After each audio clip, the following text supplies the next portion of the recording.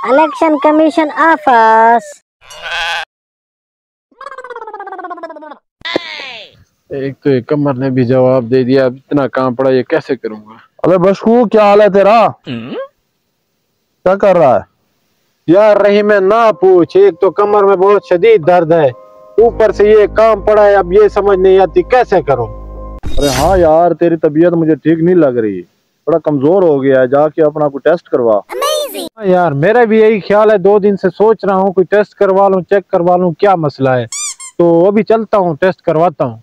भाई फौरन से पहले जाके सबसे पहले अपने टेस्ट करवा, ये तो लाजमी काम है। मैं भी आपके साथ चलता, मुझे काम है, बाद में मिलेंगे, आप टेस्ट करवा लो।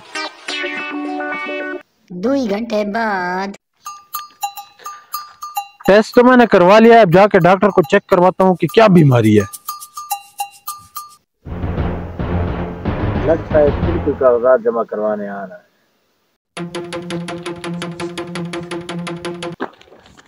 क्या हुआ क्यों हुआ क्यों हुआ क्यों हुआ? इसने मुझे क्यों मारा यार?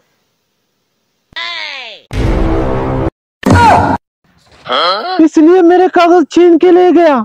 अबे बेवकूफ इंसान, ये तो मेरे पेशाब का टेस्ट है, डॉक्टर के पास जा रहा था यार। ये देखो ऐसा जमाना आ गया। No no no no